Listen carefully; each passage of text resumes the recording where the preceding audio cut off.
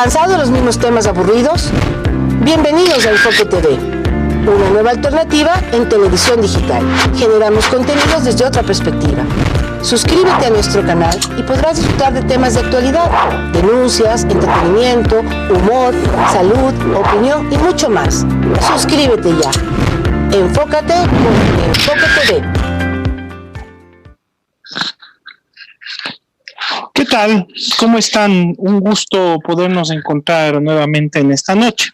Hay varios temas para poder realizar el análisis y la invitada de hoy es María Laura Patiño, conocida analista del tema económico sobre todo.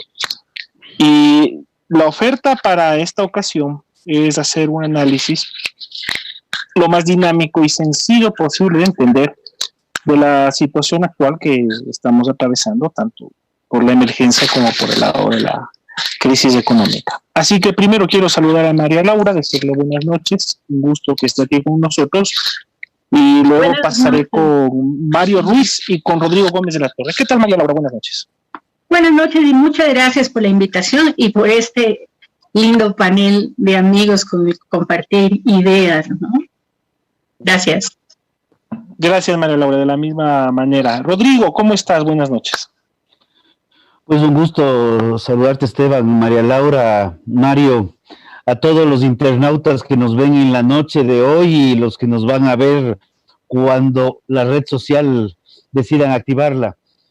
Pues atentos a ver qué datos más podremos sacar este día, porque la transparencia creo que es un tema que es totalmente transversal y parecería que en el Ecuador está siendo afectada por los efectos tal vez de las erupciones volcánicas que nos llenan de ceniza y no nos permiten ver bien. Hola Mario, ¿cómo te va? Buenas noches. Hola, ¿cómo están? Saludo de manera cordial a todos los panelistas, a Rodrigo, Esteban y de manera especial a María Laura, deseando que todos nos cuidemos, ya que en Pichincha no hay camas en los hospitales y peor en cuidados intensivos. Y todavía no llegamos al pico de contagios. Esto exige medidas de contención que no le estamos viendo. El alcalde Yunda, según encuestas, ha perdido, parece, el 30% de su popularidad. Y con esto su seguridad, porque parece que ya no tiene la fuerza para imponer que volvamos al semáforo en rojo, que sería conveniente, a mi criterio. Todo lo contrario, vuelven los funcionarios públicos el día de mañana. Y abro mi intervención sugiriendo que trabajemos en un régimen de 4-7. 4 días trabajamos y descansamos 7 esperando síntomas. Si no tenemos, volvemos. Buenas noches con todos. María Laura, empiezo preguntando yo. ¿Cuál es la perspectiva hoy, después de casi 100 días, o más de 100 días, de poco más de 100 días de emergencia? ¿Qué respuesta económica existe en este despertar que ha habido a partir de la declaratoria de semáforos amarillos, sobre todo en las ciudades más importantes del país? ¿De qué manera puede esto ayudar a la situación actual? Podría decir que hay una situación diferente desde el momento en que comenzó la crisis y las expectativas que la gente tenía respecto a las acciones que debía haber tomado el gobierno, o podía tomar el gobierno para dar certezas, proporcionar algo de certidumbre en un escenario de tanta incertidumbre y un escenario de la realidad actual que creo que nos ha defraudado de alguna manera a muchos, en el sentido que probablemente muchas de las medidas han quedado cortas respecto a las expectativas de la gente. No sé qué tanto podríamos decir que es solo culpa del gobierno, todo lo que está pasando, porque es evidente que la misma pandemia no es algo que lo puede controlar nadie, pero sí hay algunas decisiones políticas que dependen fundamentalmente de voluntad, que podrían haber sido, tal vez hablamos de transparencia, ¿no es cierto? Entonces, creo que en un escenario como el que estamos viviendo, una de las cosas principales que la gente esperaba es que desde la perspectiva de acciones públicas, políticas públicas, se nos proporcionara algo de las certezas, como digo, que esta situación no proporciona. Y conforme ha ido pasando el tiempo, y una de las cosas que probablemente ha sido una de las causas para generar esta desconfianza en las acciones públicas, tiene justamente que ver con la falta de una información precisa, cierta, en todo sentido. Si hablamos de números, empecemos por el número de personas contagiadas, el número de muertos, el número de camas disponibles, pasemos al monto de deuda, hablemos de la disponibilidad de financiamiento fiscal y luego, obviamente, está el problema y las discusiones y las polémicas que se han generado respecto al manejo de la misma deuda pública. Creo que ahí hay una falla y ahí es donde más transparencia, la transparencia real que muchos ciudadanos exigimos, hemos exigido ya por mucho tiempo, haría una gran diferencia. Y al contrario, durante este periodo lo que hemos visto es la acumulación de estos casos donde la gente comienza a tener serias dudas incluso del manejo de no importa si son pocos o muchos recursos públicos, la gente estaba esperando que esos pocos o muchos recursos públicos sean direccionados adecuadamente a las necesidades prioritarias de la población, que obviamente estaban muy centradas en los temas de salud. Y cuando empieza a verse todos estos escándalos de corrupción, de uso de recursos en los hospitales para comprar bolsas de cadáveres a sobreprecios o mascarillas a sobreprecios, es obvio que la gente en lugar de percibir más bien dicho, el gobierno en lugar de ganar confianza de la gente, que era lo que de alguna manera podría haber mantenido algo de la paz social, algo de la cohesión social, en lugar de eso es como que ha ido perdiendo y perdiendo cada vez más confianza. Y esto tiene muchísimo que ver con la falta de transparencia de información pública, empezando por las mismas cifras, que era algo que muchos hubiéramos esperado que nos la proporcionen de mejor manera, ¿no? Y sumo este tema de la credibilidad, una lucha anticorrupción, entre comillas, que está siendo dirigida de acuerdo a la necesidad del momento y al ánimo político, que la verdad no resulta del todo convincente para el ciudadano de a pie, porque la activación o reactivación de casos, la presencia de operativos, de incautaciones, de irrupciones en los domicilios, tiene que ver más con la temperatura política y la necesidad de proyectar determinada imagen que con una verdadera necesidad de establecer responsabilidades, aparte de un manejo fiscalizador y de un manejo también de la justicia selectivo, totalmente selectivo, que reactiva y activa casos, como dije, de acuerdo al calor del momento. Rodrigo, ¿podemos introducir algo el tema que dentro de la economía actual ha sido muy notorio? El tema de la deuda, el tema del pago de la deuda, el tema de Ecuador acudiendo a los organismos multilaterales, Ecuador cumpliendo con obligaciones, que hay quienes dicen que eran obligaciones urgentes, otras personas dicen no, que no eran obligaciones urgentes, y esto ha derivado en una situación delicada para el ministro de Economía. Rodrigo. A ver, yo creo que el tema deuda es uno de los grandes misterios de los últimos 10 años, y me atrevo a calificarlo como misterio. En la época pasada, con el expresidente, pues se hablaba de deuda que consolidada, que no consolidada, se le calificaba, había tal cantidad de calificativos que francamente uno se perdía, y nunca superamos el famoso 40% del PIB, según decían. El presidente Moreno asume el gobierno el 24 de mayo con la famosa mesa servida que tanto se ha hablado, y en el mes de julio hace unas declaraciones y dice: la mesa no ha estado servida. Tenemos una deuda de 58,000 millones de dólares. Una semana y media más tarde, si no me falla la memoria, ya estábamos otra vez por 40,000. En este momento, y extra micrófonos, preguntábamos, bueno, tuvimos una ley que permitía romper el límite de deuda sobre el Producto Interno Bruto. cuando yo creo que, y eso sí es una opinión muy personal, la deuda no debería estar basada sobre PIB necesariamente, sino sobre capacidad de pago. Y nosotros hemos perdido capacidad de pago por varios frentes. Cuando vamos ahora y vamos al tema del IES, en el IES cuando se dice cuánto le debe el gobierno al IES, podemos hablar desde 8,000 hasta 18,000 millones de dólares. Un margen bastante absurdo, porque es totalmente, es más del doble. Y cuando hablamos de deuda, nuevamente regresamos a la discusión de cuánto debe el país.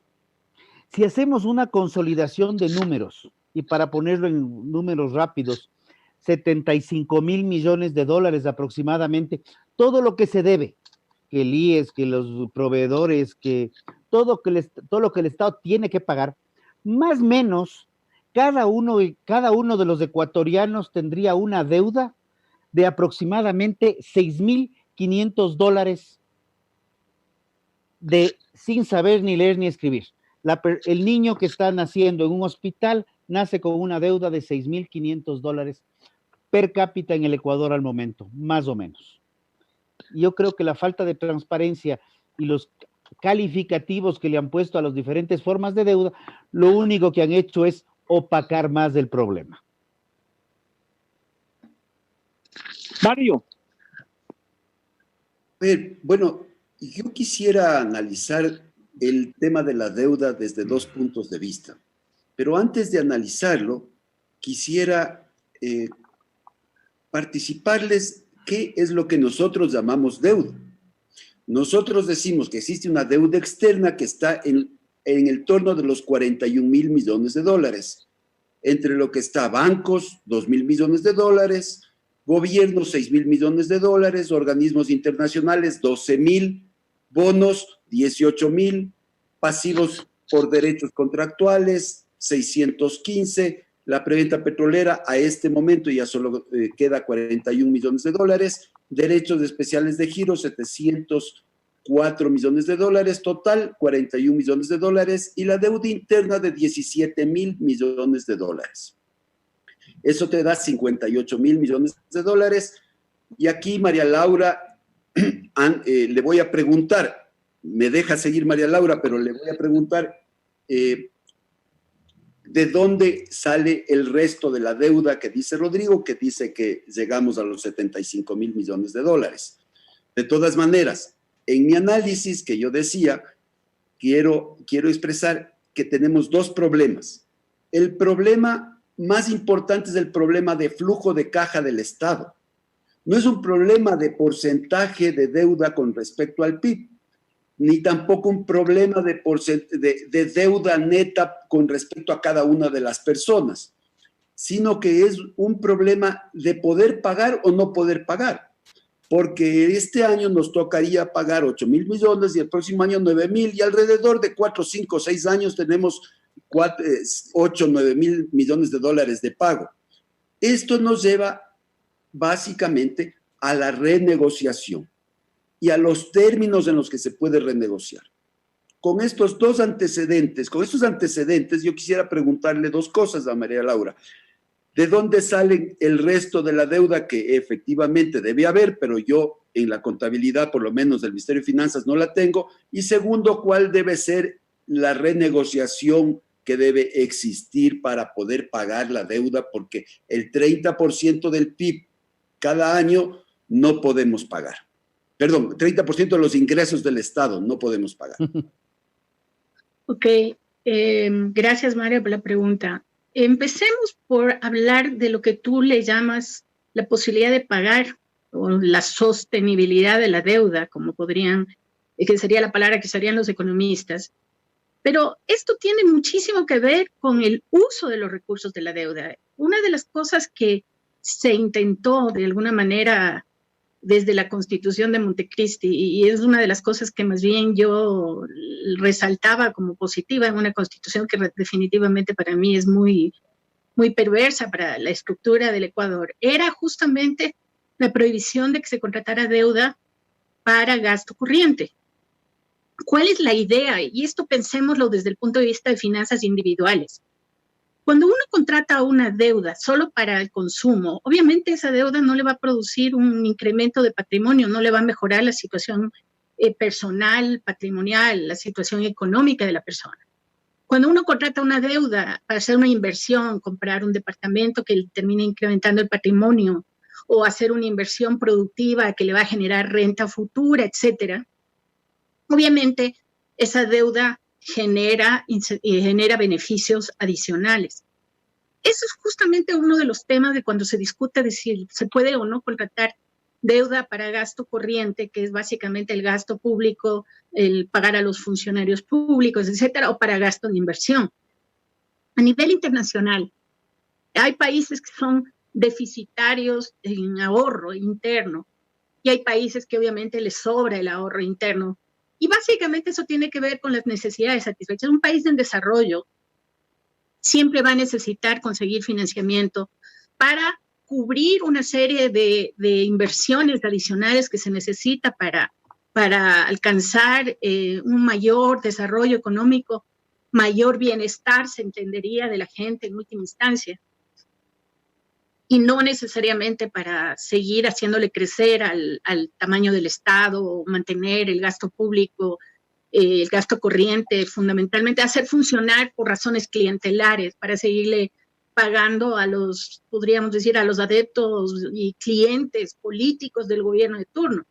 Yo no cuestionaría nunca una deuda que se contrata para un proyecto que definitivamente le genera ingresos a futuro al Estado y que es debidamente transparente, o sea, que uno conoce perfectamente bien de dónde viene la plata, la fuente de los recursos. Sabemos que esa plata no viene con algún tipo de gancho adicional o de presiones adicionales que nos podrían eventualmente afectar como Estado, que no venga tampoco de fuentes ilícitas.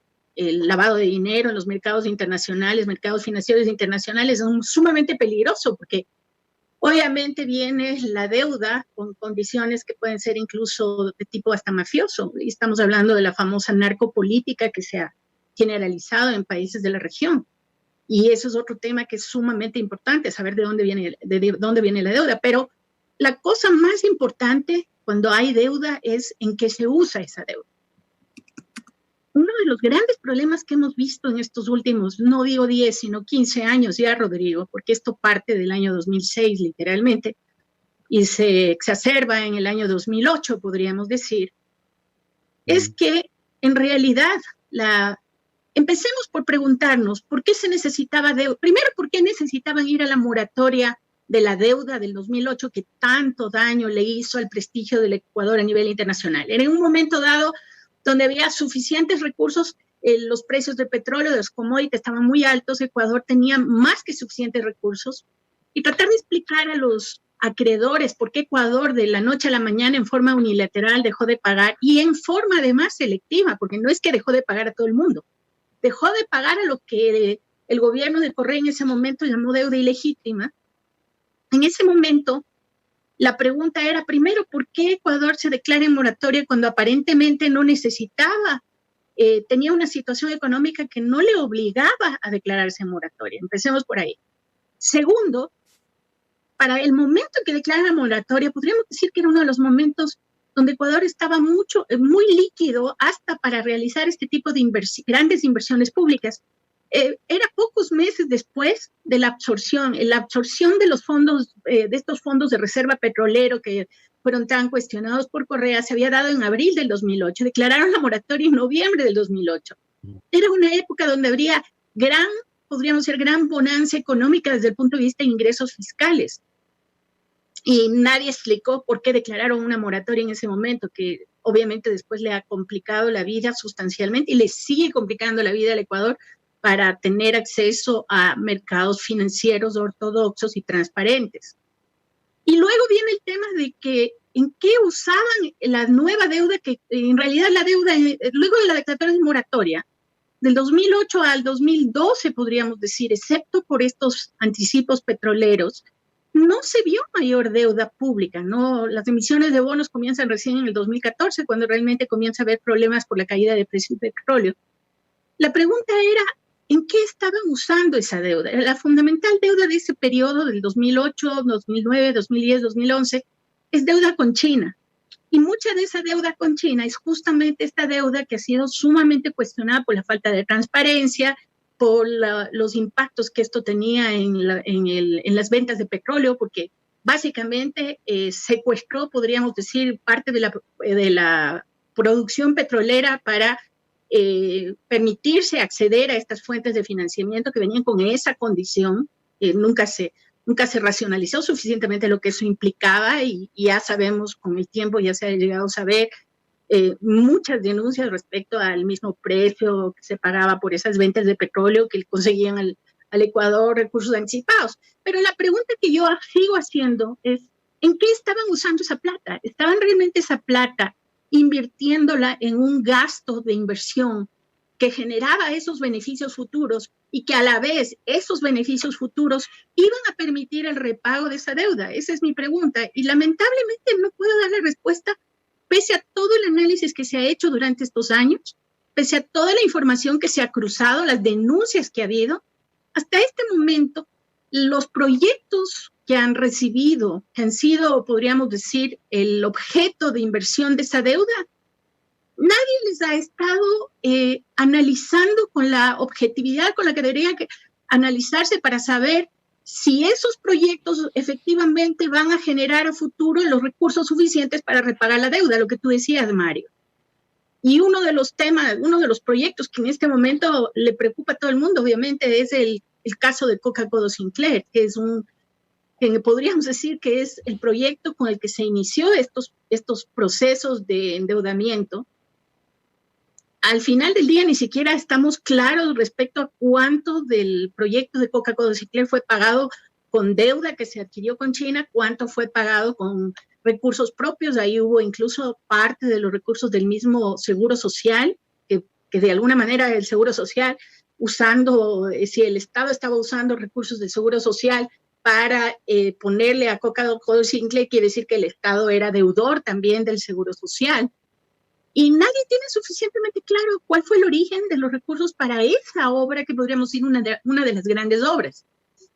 Yo creo que uno de los principales problemas es que antes del año 2008 existía un procedimiento legal muy claro que establecía que antes de contratar deuda había un informe técnico que era el del Banco Central sobre la calidad financiera de la deuda que se contrataba, un informe de la calidad de la inversión, justamente el análisis del proyecto en el que se iba a usar la deuda.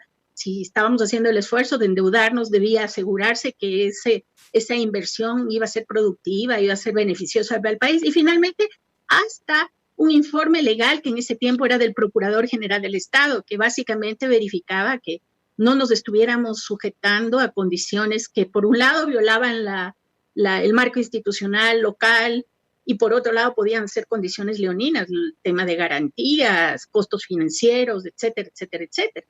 Todo eso se lo borraron de un plumazo con uno de los mandatos constituyentes, el mismo mandato con el que absorbieron justamente estos fondos de ahorro y contingencia, el famoso CEREPS.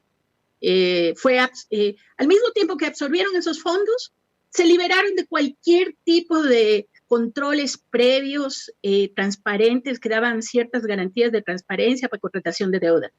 No solo que había esos controles, sino que al final del día había un responsable muy claro de la contratación de la deuda porque salía una resolución del Ministerio de Finanzas y luego un decreto ejecutivo que además al publicarse en el registro oficial ponía a disposición de todo el mundo los detalles, condiciones, garantías, costos financieros, etcétera, a los que el Ecuador se estaba sujetando.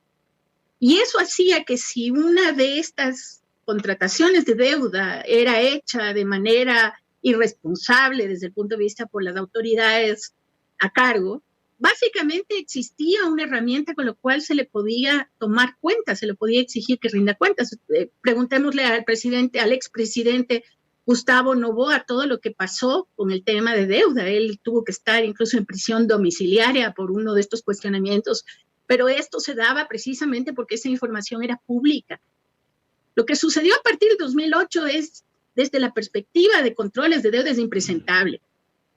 No existen estos informes porque con base a este mandato constituyente, que además de alguna manera fue recogido en la Constitución de Montecristi con la creación del Comité de Deuda y Financiamiento, se le dieron plenas atribuciones al Comité de Deuda y Financiamiento y no se establecieron los contrapesos, no se establecieron los mecanismos de control apropiados para garantizar la calidad de la deuda desde el punto de vista de condiciones financieras, el uso de la deuda, que es lo más importante, aunque la Constitución dice para gasto de inversión, nadie tiene en este momento información suficiente como para poder medir la calidad de la inversión que se hizo. Y finalmente, las condiciones legales que en este momento que Ecuador está entrando a una nueva moratoria, sería bueno, antes incluso de entrar a esa moratoria, tener información respecto a cuáles son los riesgos que existen de una entrada a moratoria y cuáles serían las medidas de mitigación a esos riesgos. Entonces, para mí el principal problema del descontrol de la deuda parte del momento en que se eliminaban todos estos mecanismos que garantizaban cierta transparencia respecto a la contratación de deuda y obviamente garantizaban que si había cualquier tipo de abusos, existían herramientas, mecanismos, autoridades que podían pedir cuentas por esos abusos. Y ahí es donde viene la contestación a la respuesta a tu pregunta, Mario. Yo no sé cómo podemos medir si esta deuda que está contratada y que aparece inmensa, obviamente es la más grande que ha tenido históricamente el Ecuador, no sabemos realmente ni el origen de muchos casos de la deuda, ni sabemos en qué se usó, ni sabemos realmente cuáles son las condiciones, ni sabemos cuáles son las garantías. Acuérdense que en algunos de los contratos de China alegaban que había cláusulas de confidencialidad que le impedían incluso al propio ministerio poner a disposición del público ecuatoriano cuáles eran esas condiciones. Entonces, yo creo que es bien difícil poder hacer ningún análisis sobre la sostenibilidad de la deuda y sobre los riesgos que enfrentamos ahora que viene una moratoria en el escenario de tanta opacidad respecto a la información de la deuda que estamos viviendo. Rodrigo. Un comentario. Cuando asume el Ministerio de Energía, precisamente el exministro, y es una pena, bueno, ahora está René Ortiz, pero el exministro Carlos Pérez, alguien conocedor, en alguna reunión se le consultó y se le dijo, bueno, ¿cómo están los contratos de preventas petroleras? Ya como ministro, y no necesariamente hizo referencia a alias Chicken Little, pero sí que dejó en claro que el ministro de Economía guardaba esos contratos con carácter de confidenciales. Y estamos hablando de que el ministro de Energía, que manejaba el recurso petrolero, de donde salía el flujo para pagar la deuda, no tenía acceso a los contratos. Y esto fue finales del 2017. O sea, si es que el que maneja si es que el que está sobre el potro no sabe si tiene o no tiene freno, imagínense lo grave que es. Y eso ya es en el gobierno actual. Y del tema de la deuda interna, del tema de la deuda que tiene el Estado con, sobre todo, el Instituto de Seguridad Social, ¿qué se puede apuntar, María Laura? Ahí tenemos otro problema sobre números. Recuerden que con una ley de un plumazo desapareció una parte de esa deuda. Por otra parte, con reformas legales que yo les llamo instrumentales, a mí siempre me preocupa en este momento el marco legal que se ajusta de acuerdo a las necesidades del gobierno de turno. Eso no debería ser el objeto de las leyes, pero en los últimos 4 o 5 años el tema del seguro social se ha manejado a través de reformas legales o de reformas o de manejo reglamentario desde la misma superintendencia de bancos y desde el mismo seguro social. Entonces, la posibilidad de hacer un cálculo apropiado, a más de que falta obviamente una actualización del cálculo actuarial para poder determinar cuáles son las necesidades del seguro social, ni siquiera sabemos exactamente cuánto es lo que el Estado le debe al seguro social. Entonces, hay cálculos que van desde los 10,000 millones hasta los 20,000 millones. Entonces, en este momento no podemos ni siquiera decir cuánto es lo que el Estado necesita para financiar lo que le debe al seguro social, tanto desde el punto de vista de la plata que le ha pedido, el caso de Coca-Cola que acabo de mencionar. Nadie sabe exactamente cuánto es lo que el seguro social le puso a Coca-Cola Sinclair. pero hay otros proyectos públicos que también se financiaron con plata del Seguro Social, y también todas estas operaciones cruzadas que ha habido. Es sumamente difícil, si es que no hay acceso a toda la información, es sumamente difícil para cualquier analista hacer una determinación precisa, y esa es la explicación de por qué cada analista tiene una cifra diferente. Pero es evidente que el Seguro Social es un acreedor del Estado ecuatoriano, y es un acreedor sumamente importante por el impacto social que una quiebra del Seguro Social podría tener. Pero lo más grave de esto es pensar que la posibilidad de que una quiebra del Seguro Social se produzca sea justamente por este aviso de los recursos del Seguro Social que no son del Estado, era de nosotros los afiliados. Entonces, yo me pregunto qué tipo de medidas se están considerando en este proceso de discusión de la moratoria de deuda. Y se está hablando fundamentalmente de la deuda representada en bonos, que es una parte pequeña, podríamos decir, en este momento de la deuda pública. ¿Y por qué ni siquiera se está comentando la situación del Seguro Social? En el programa con el Fondo Monetario Internacional que uno puede revisar, el tema del Seguro Social fue uno de los temas que quedó medio colgado. Entonces, sí es preocupante que se empiece a hablar de una moratoria, que se empiece a hablar de una reestructuración de la deuda. Primero hay que hablar que en el fondo solo se está hablando de una reestructuración en este momento de los bonos, de los bonos que fueron emitidos de una manera, como digo, también descontrolada. Y pero no María se está Laura, hablando de otras deudas, las deudas con proveedores, las deudas con el Seguro Social, que son tan importantes. Pero María Laura, la deuda actual, la situación que tiene el Estado con el Instituto Ecuatoriano de Seguridad Social, ¿hace peligrar la existencia de la entidad? ¿Pone en riesgo el dinero del afiliado? ¿Pone en riesgo los servicios del afiliado? A ver, vamos a esto. Uno de los grandes problemas que ha habido es que ha habido muchos análisis que se quedan a mitad de camino justamente por la falta de información completa. Ese es un tema. El segundo tema es de esta discusión si el Seguro Social debe o no debe hacerse cargo de los servicios de salud. Es evidente que el tema de que el Seguro Social asumió ciertos servicios de salud que no estuvieron adecuadamente planificados o financiados, es evidente que ahí tenemos también otro elemento de deuda que tiene el Estado con el Seguro Social y que no ha sido cubierto, y que obviamente pone en riesgo la prestación de servicios de salud de la calidad que esperaríamos los afiliados del Seguro Social. Entonces, cuando nosotros hablamos de este momento de un problema de liquidez del Seguro Social, que es de lo que se está hablando, los expertos en seguridad social han estado hablando, sí estamos hablando de un problema donde el Estado de una u otra manera tiene que también incluir en este trabajo de reestructuración de deuda las responsabilidades, las obligaciones crediticias que tiene con el Seguro Social. Algunas directamente, como digo, por inversiones que hizo el Seguro Social en proyectos del Estado. Otras que vienen de estas leyes y de estas obligaciones actuariales que justamente deben ser de alguna manera garantizadas por el Estado como parte de sus obligaciones generales, ¿no?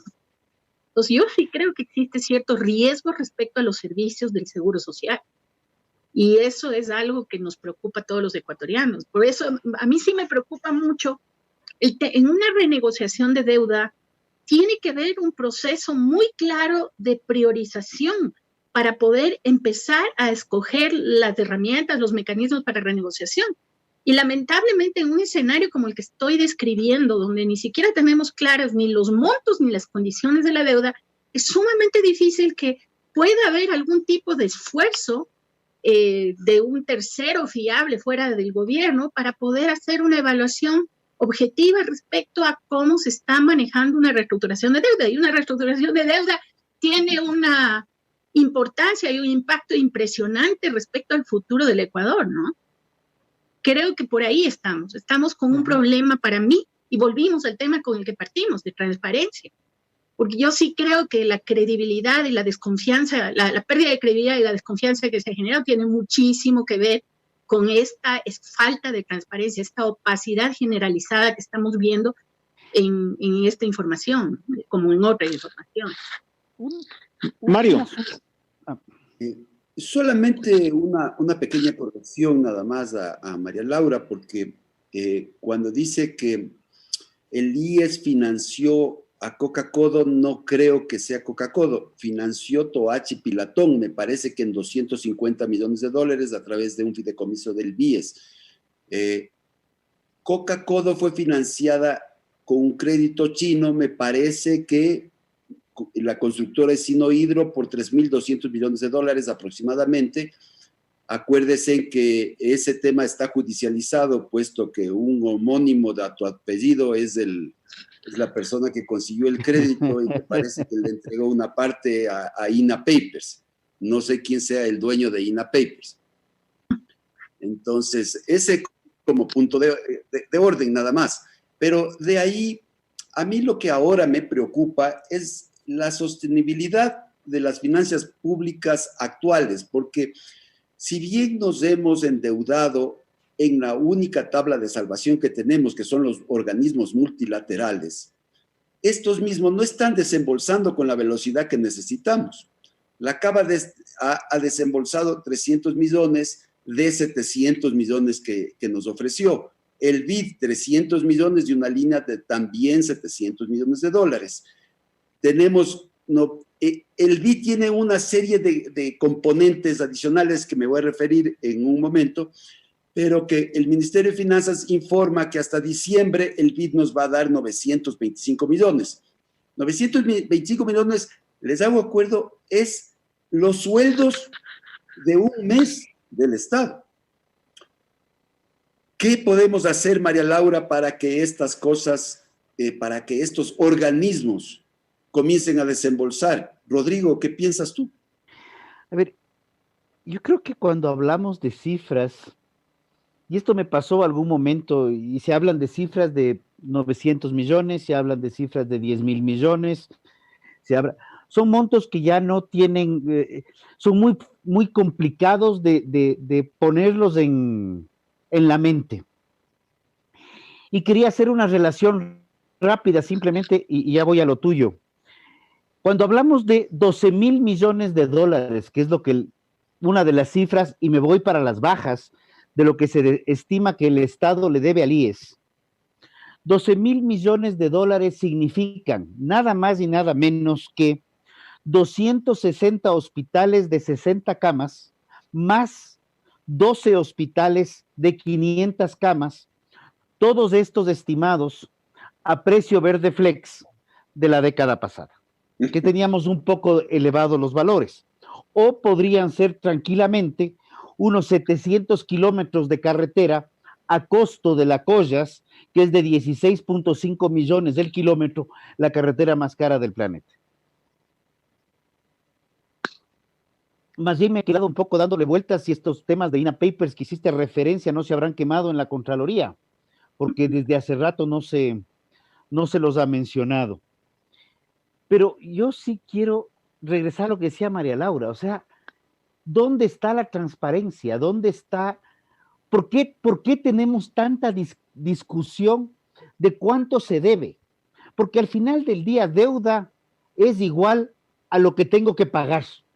No es de la obligación del gasto corriente, pero deuda es todo lo que he sacado prestado y tengo que pagar. Y le damos 300 vueltas para no consolidar el valor. Y el valor que tú has dado, Mario, tú me hablas de 3,100 millones de dólares al IES, y el IES no baja de 10,000, no baja de 10,000, y considerando un detalle, que cuando se declaró inconstitucional el 40% que el Estado daba al IES, y la Corte reveyó la decisión, curiosamente la misma Corte que declaró inconstitucional cambió la decisión posteriormente, si las memorias no me fallan, pero decidió que era inconstitucional solamente a partir del 2019 y 3 años sí era constitucional. Entonces hay 3 años que también se quedaron perdidos en las cuentas, que no se calculan en los 12,000 millones. Entonces yo más bien iría a ver cómo podemos plantear mecanismos de transparencia. El gobierno con bombos y platillos firmó con el Open Government Hub, se fueron a Europa, regresaron con muchas fotos, pero al final del día los temas de transparencia siguen. Y para regresar a un tema que nos ha tenido ocupados en estas últimas semanas, cuando hablamos de fallecimientos en el Ecuador, hablamos de 4.429 oficiales, 3.065 probables, que nos dan 7.494, 7.500 más menos. Pero otras personas que también resulta que hacen números, y son el Financial Times, dice que el Ecuador tiene una diferencia de fallecimientos entre el 2019 y 2020, un fallecimiento en exceso de 21.000. Entonces, el número es 3-1. Y cuando hace unas semanas atrás conversábamos con Daniel, y se me va el apellido, epidemiólogo. Simancas, gracias. Él nos decía precisamente que el Ecuador, cuando se le presentaban las cifras, ya ponían una notita abajo, datos no verificables. ¿Cómo podemos, solamente con este ejemplo, cómo podemos entrar a una renegociación de deuda cuando vemos que se le otorga deuda por el tema COVID, levanta deuda Perú, levanta deuda Bolivia, levanta deuda Colombia, a unas tasas muchísimo más bajas que las que levanta el Ecuador y a unos plazos muchísimo más largos que los que levanta el Ecuador? Entonces, ahí yo creo que hay un tema de responsabilidad directa del gobierno en transparencia de datos, porque en último caso, vean, lo que se debe, y es preferible saber lo que se debe para poder planificar política pública y no seguir jugando a planificación de política pública con cifras inciertas, por no usar otro calificativo. Si es que me permiten, acabo de abrir el archivo del Boletín de Deuda Pública que está cortado a mayo, que es de la información oficial. Estoy leyendo la tabla de deuda pública total agregada. Aquí mismo podemos comenzar a notar una cantidad como diríamos, o sea, si estamos hablando de una renegociación, la pregunta es, cuando me hablan de renegociación, ¿me están hablando de una renegociación total de la deuda externa y de la deuda interna? ¿O de qué estamos hablando? Y aquí es donde viene un poco la distribución de la deuda y qué es lo que tenemos que pagar y cómo no. Si miramos aquí nosotros, como organismos internacionales, Mario, apenas el 13.85%, que es 13.000 millones de dólares de la deuda, están con organismos internacionales. Los bonos emitidos a nivel internacional corresponden a 18.000 millones, 19,43%, casi un 20% de la deuda. Si miramos, en cambio, en emisiones de deuda interna, todos sabemos perfectamente bien que la mayor parte de la deuda de los bonos emitidos en el mercado nacional con tenedores públicos corresponden a compras que hizo justamente el Seguro Social. Y aquí estamos viendo que el monto total de deuda es 12.770, o sea, casi lo mismo que le debemos a los organismos internacionales. Entonces, al IE se le debe exactamente lo mismo que le debemos a los organismos internacionales. Y ojo, cuando yo estoy viendo aquí bonos emitidos en deuda por el cambio legal que hicieron, ya no necesitan reportar aquí lo que tienen emitido de CETES, de certificados de tesorería, que se vencen a menos de un año. Entonces, el problema aquí es que esta información no me enseña a mí cuánto realmente tienen de deuda interna, porque yo no puedo ver los certificados de tesorería, que son un instrumento de tesorería, efectivamente, que si se lo maneja bien, se lo paga dentro del año fiscal. Pero aquí me dice que le deben al IES de 13% del total de la deuda, pero no sé exactamente cuánto en CETES. Y además, en un rubro un poquito más abajo, que hay que reconocerle mérito, porque esta información no tenía la precisión que ahora podrías tener con este boletín.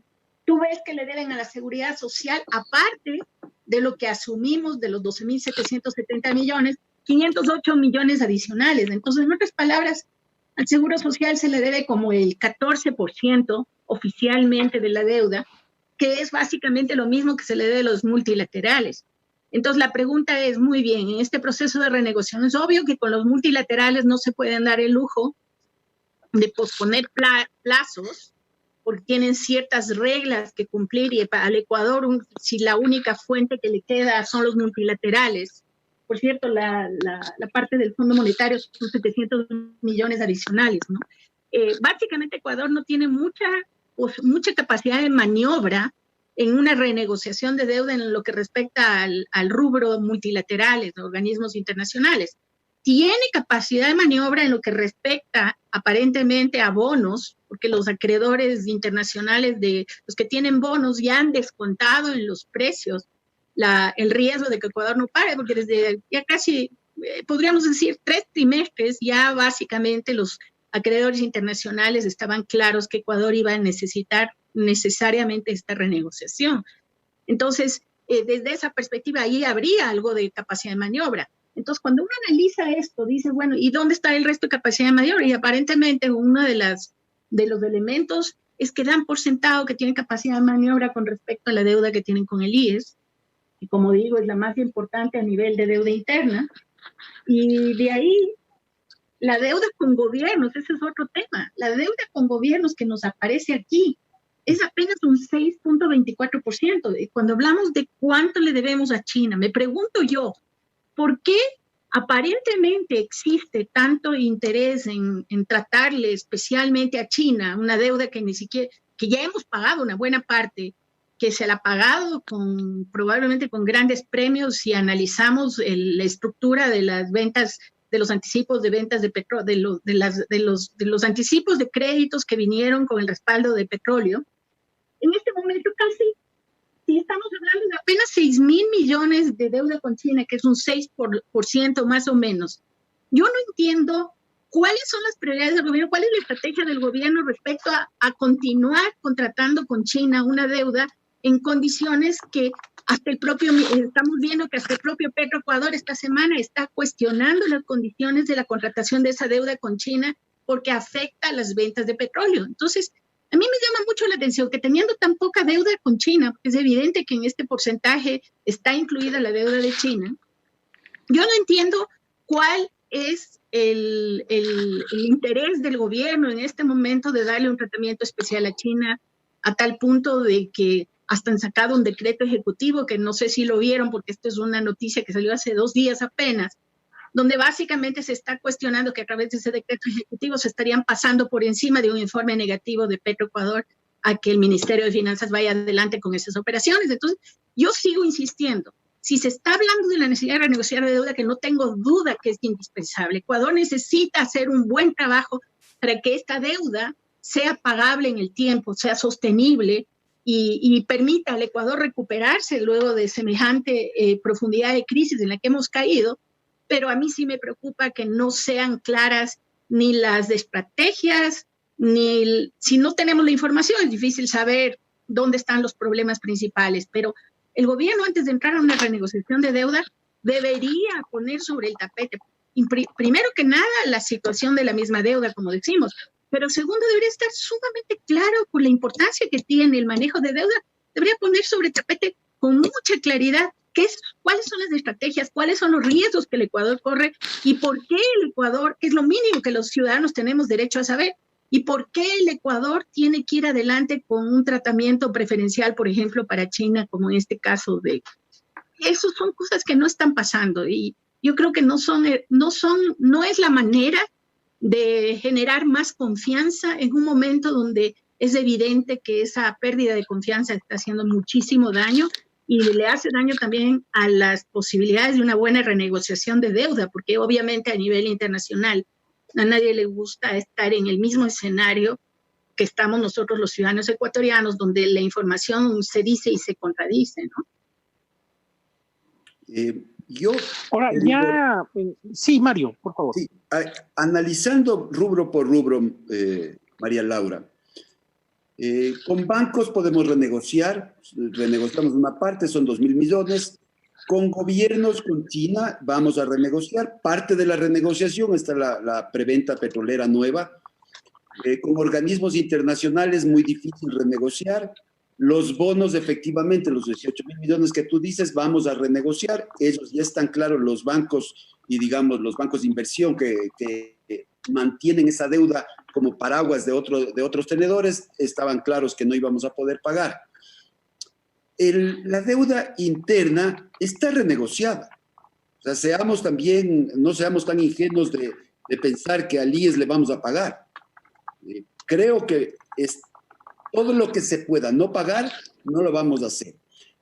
Y concluyo diciendo que el tema de China es evidente. Necesitamos fondos, necesitamos capital fresco, necesitamos inversiones y no importa el riesgo que estén tomando los oficiales, el ministro y todos los que firmen la deuda con China, porque te decía por el teléfono, María Laura, que una cosa es que el decreto se pase por encima del problema del informe de Petroecuador, y otra cosa muy diferente es que el informe de Petroecuador no esté firmado y no sea público, y que eso, tarde o temprano, termine en una fiscalía.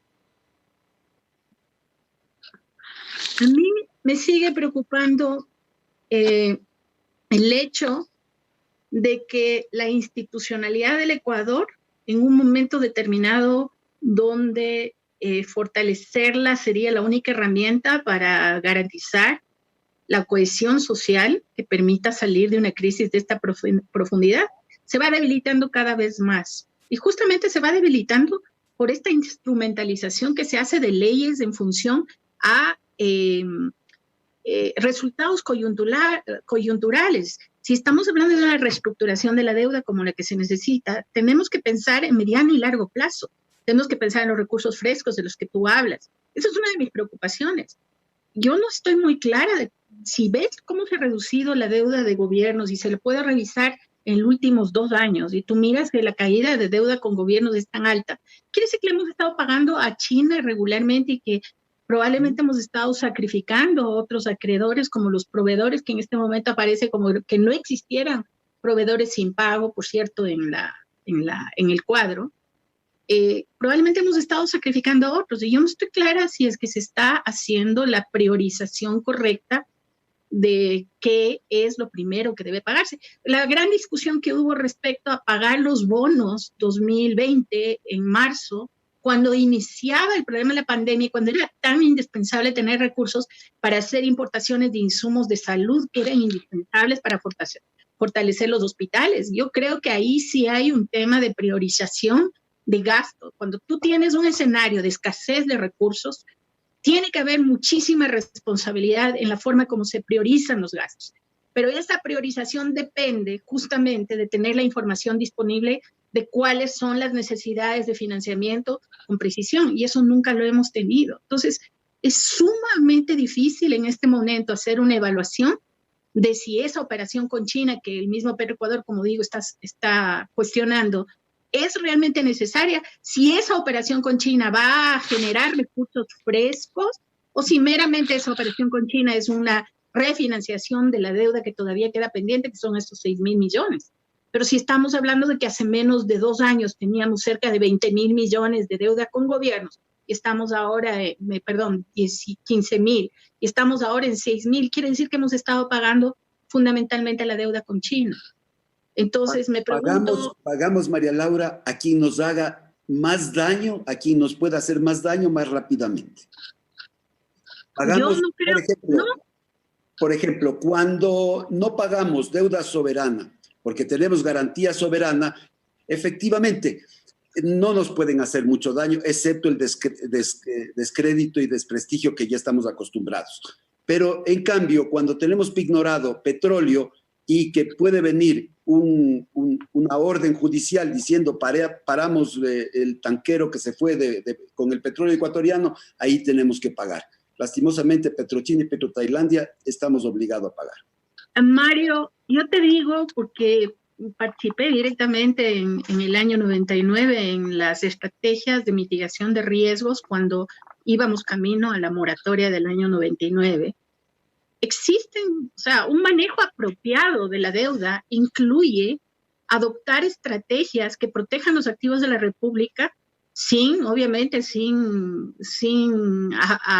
podríamos decir, sin abusar del mercado, porque lo vamos a necesitar. Y esas cosas se las puede hacer. A mí siempre me ha llamado la atención que el gobierno y el ministro actual han mantenido como abogados a los mismos abogados que apoyaron todo este proceso de descalabro, podríamos decir, en el manejo de deuda pública, Hogan Lovells, que además es un estudio bastante cuestionado a nivel internacional, por sus vinculaciones con China en el caso Manafort, etcétera.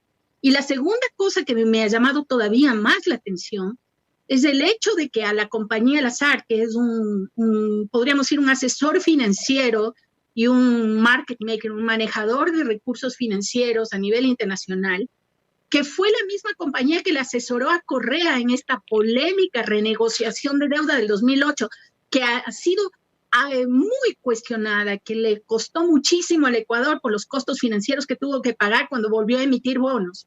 Le volvieron a contratar a la misma compañía Lazard que le asesoró a Correa. Entonces, el hecho de que Ecuador, después de haber sido tan cuestionado por el manejo opaco de la deuda en el 2008, que tenía de asesores a Hogan Lovells Salazar, con todos los cambios políticos que aparentemente ha habido en el Ecuador, cuando me dicen a mí que el Ministerio de Finanzas va a iniciar un proceso de nuevo proceso de reestructuración de deuda, usando los mismos asesores legales y los mismos asesores financieros que aportaron en la confusión del año 2008, a mí sinceramente sí me preocupa si el mensaje a los acreedores internacionales respecto a la transparencia de esta nueva renegociación, que facilitaría muchísimo la posibilidad de Ecuador consiga las mejores condiciones, los mejores plazos, a mí sí me preocupa que los acreedores vayan a también tener dudas.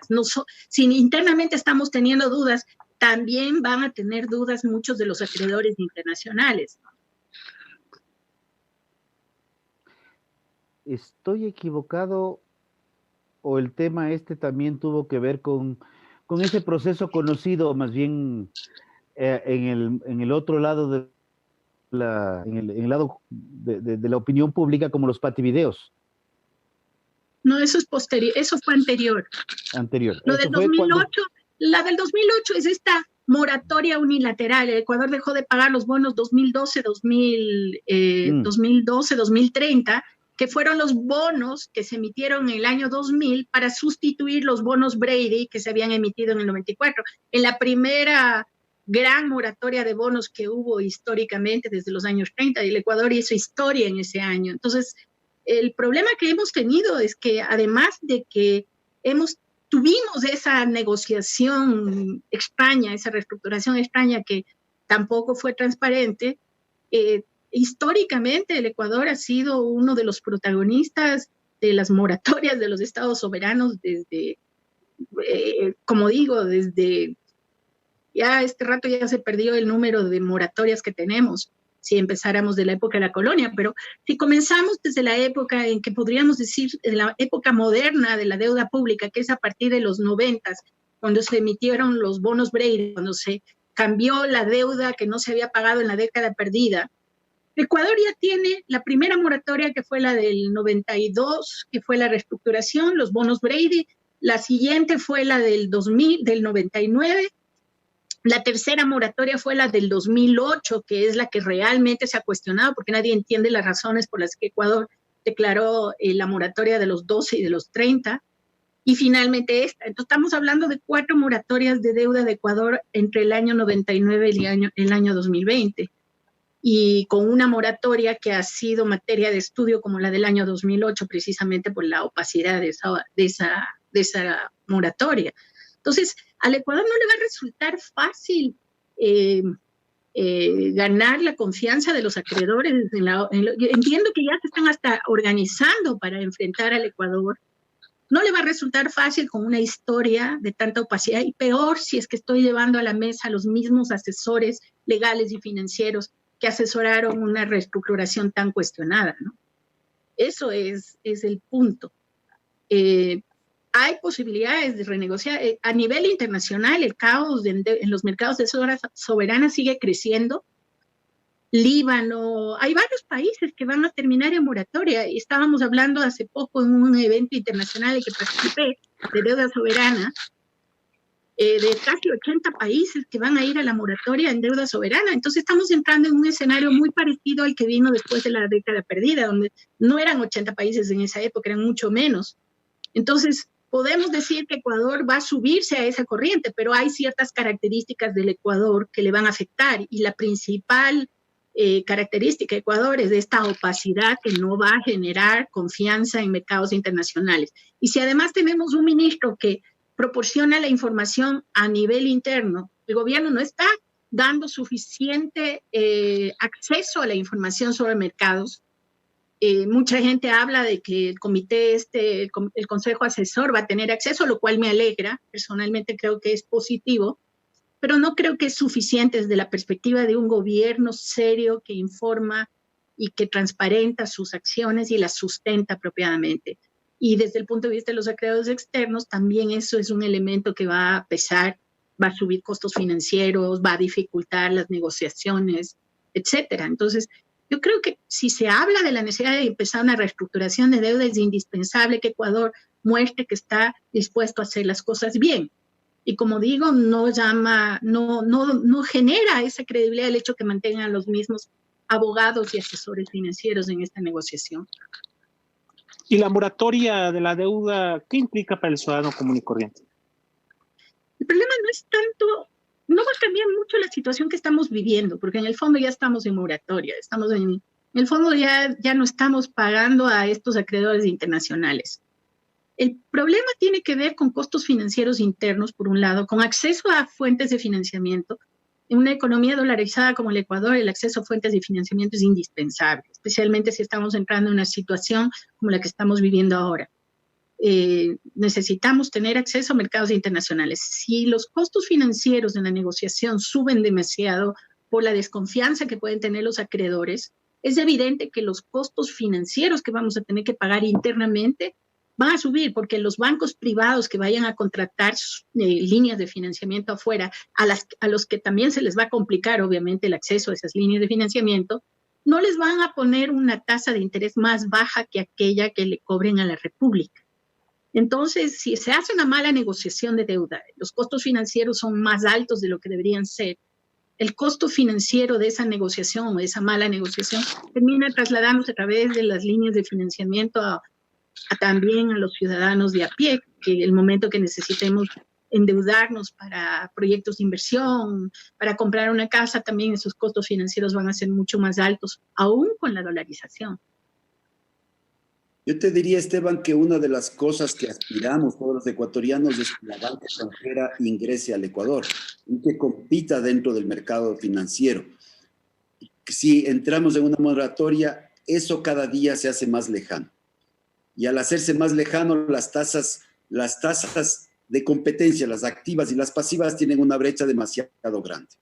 Y esa sería una de las consecuencias rápidas de qué es lo que está pasando.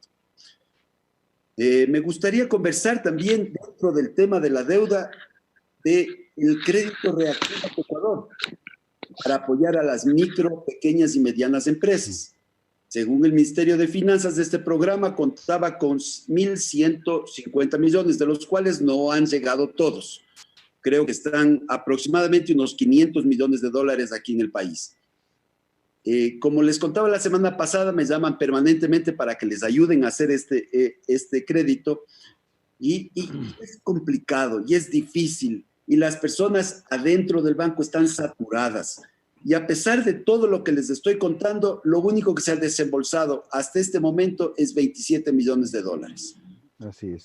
Bueno, ya son más que los 5 de la semana pasada, ¿no? Ya, bueno, ya son 22 más. Sí.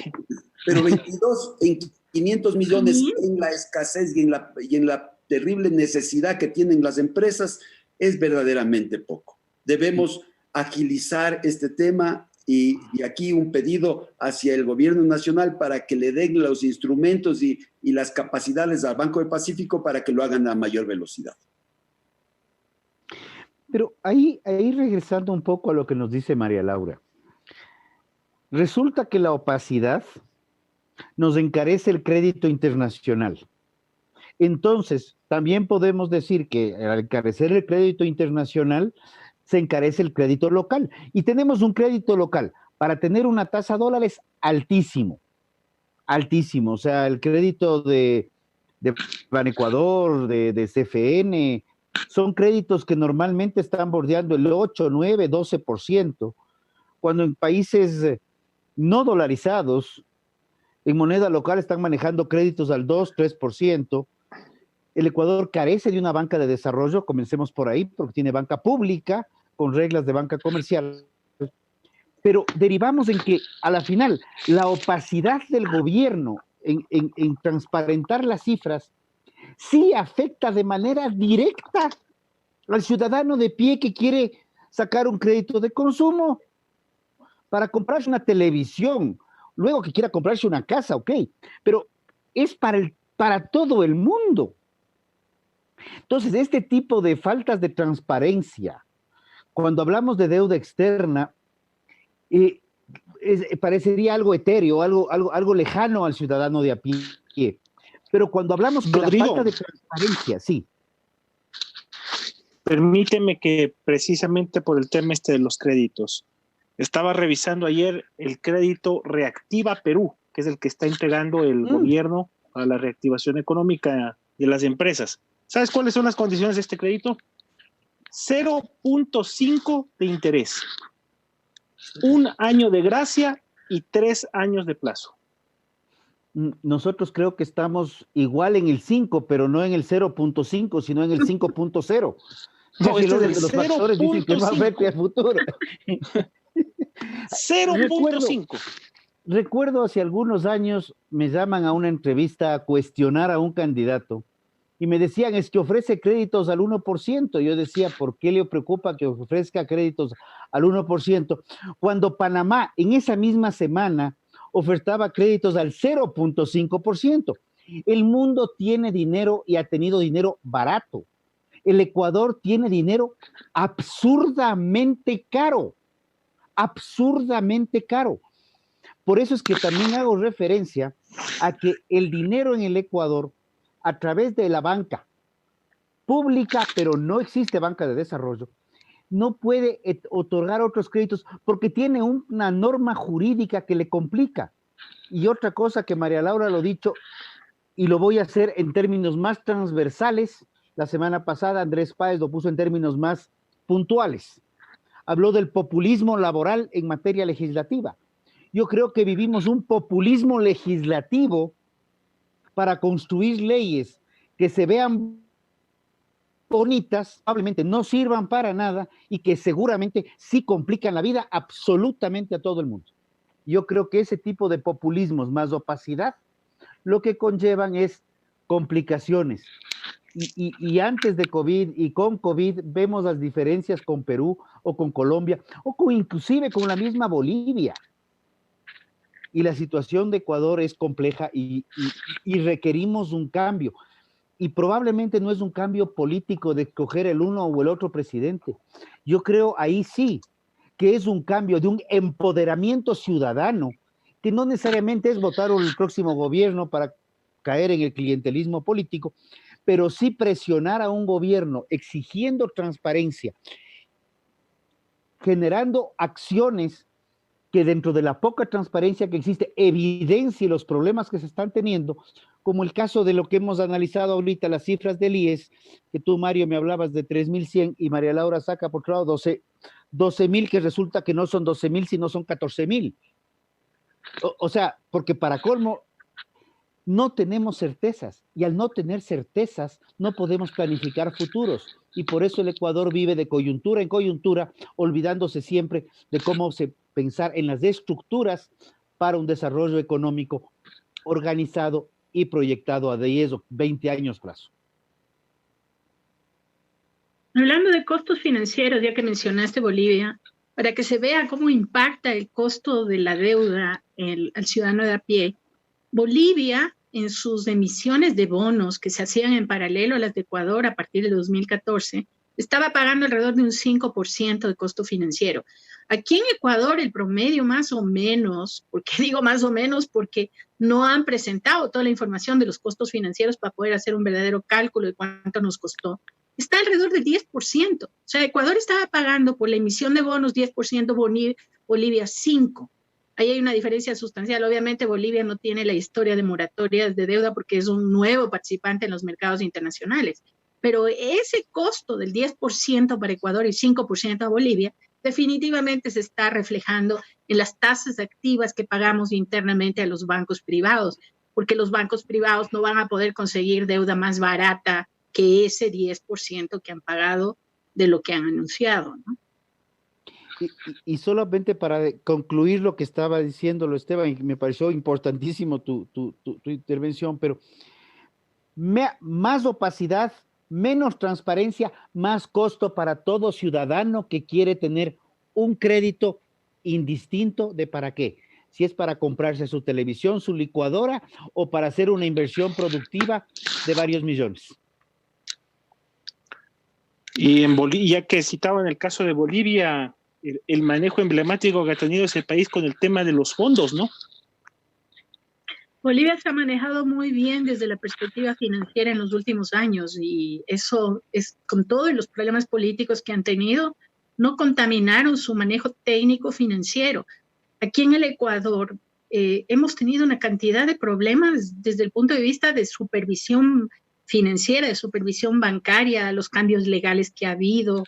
Nos hemos alejado mucho de las buenas prácticas internacionales, especialmente con la sustitución de la Ley de Régimen Monetario por el Código Monetario Financiero en el 2014. Por eso digo, cambiaron incluso la estructura del marco institucional del sistema financiero justamente al mismo tiempo que comenzaron a endeudarse más y que comenzó la crisis.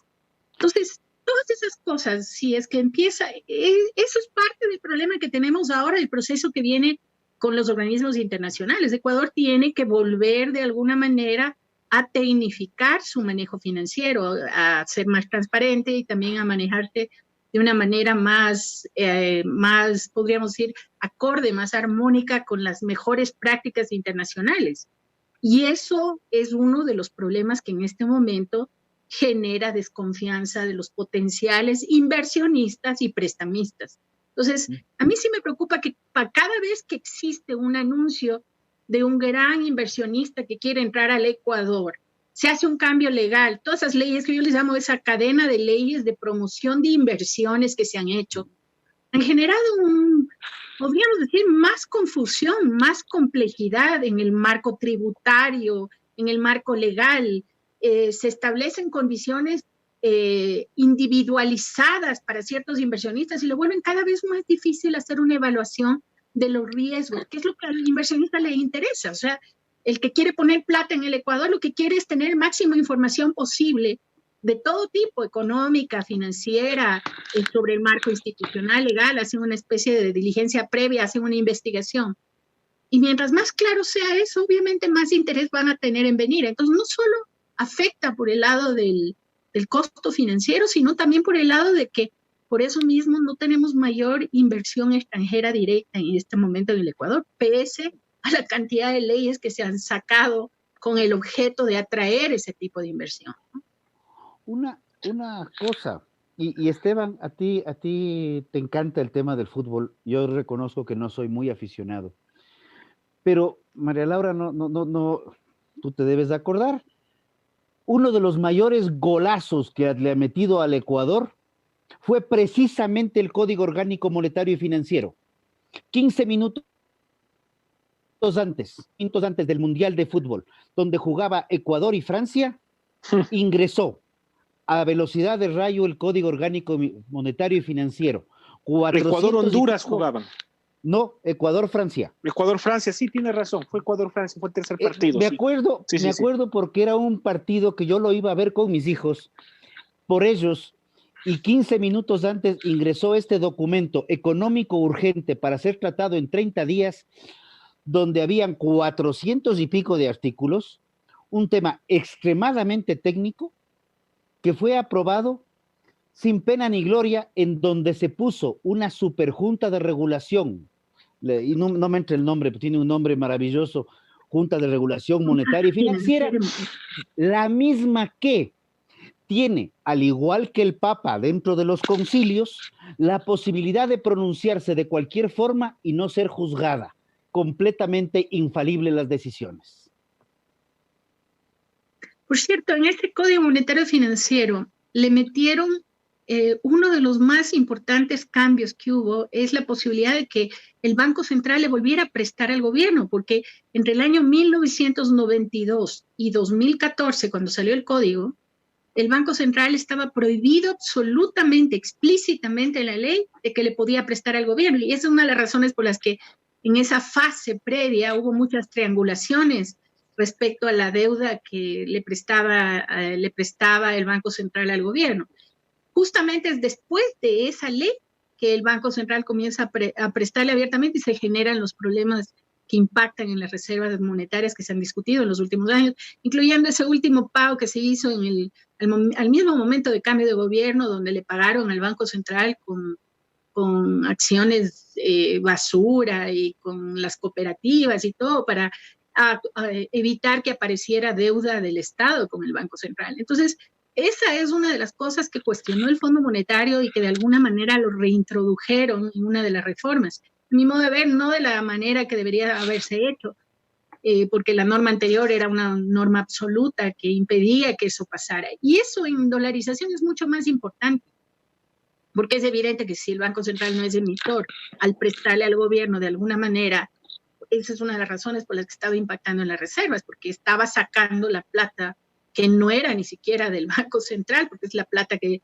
tienen los bancos depositados en el Banco Central, la plata que tenemos en el mismo bolsillo, la estaba prestando al gobierno, ¿no? Cuando en dolarización eso no debería ser posible. Y ese es uno de los cambios importantes que hicieron esa ley. No es la única ley que ha hecho este tipo de cambios para viabilizar una cantidad de prácticas financieras y fiscales que no necesariamente son sanas para la estabilidad de la economía. Entonces, cuando mucha gente se pregunta, ¿y por qué estamos en una situación tan grave en deuda, en manejo fiscal, en escasez de recursos, en rendición de cuentas? Tiene muchísimo que ver con estos ajustes legales, coyunturales de interesados que se hicieron. Y yo no creo que se le está poniendo suficiente atención al daño que le estamos haciendo, no solo a la economía, sino a la sociedad misma, a la credibilidad de esa sociedad en la estructura institucional a la que nos estamos sujetando con ese tipo de cambios interesados que se han hecho, ¿no? Para ir redondeando, María Laura, ¿qué es lo que puede esperar el ciudadano común en el escenario actual de la dolarización? Creo que la dolarización misma no es la que está en riesgo. Quiero que se entienda. A veces los economistas confunden y piensan que la dolarización es una mera política económica. La dolarización es un acuerdo, un arreglo institucional que se basa en un acuerdo, en la aceptación de la sociedad. De una u otra manera, cuando adoptamos la dolarización en el año 2000, la gente desconfiaba tanto de sus autoridades que sujetarse a la emisión a una moneda ajena era una manera de decir, señores, no confío más en la política monetaria de mi propio gobierno, prefiero someterme a todos los riesgos, todo lo que significa de una moneda que no es mía, donde nadie puede interferir. Y creo que eso se ha ido consolidando, porque aún gente que en un momento determinado no creía en la dolarización, creo que con el tiempo han llegado a la misma conclusión de que es preferible tener una moneda que no dependa de los vaivenes políticos, económicos, como digo, hasta legales, con los que se abusa de la gente, sino básicamente termina siendo la única herramienta de certeza que nos queda. Entonces, por eso digo, pese a todas las discusiones que hay de que la dolarización está en peligro, yo no creo que la dolarización esté en peligro, pero las vulnerabilidades que genera estar sujetos a una dolarización y no tener una política económica y fiscal que se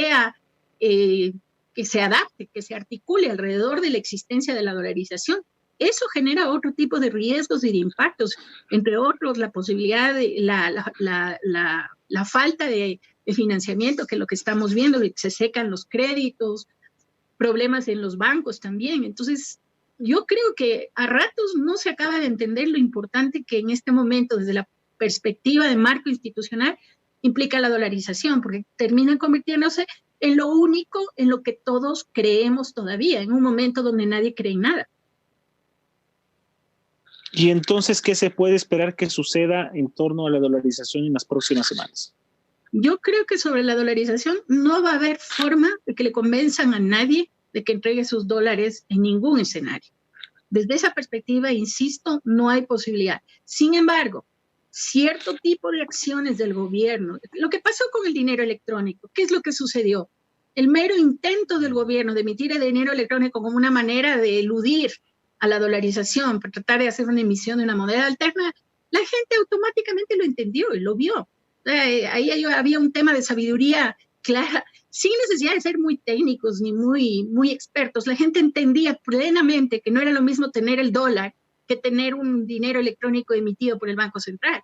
Entonces yo no creo que haya una posibilidad de hacer eso, pero sí existen otros mecanismos a través de los cuales artificialmente se pueden crear fuentes de financiamiento, como por ejemplo el tema del uso de CETES que acabo de hablar, los certificados de tesorería, que se comience a hacer pagos con CETES.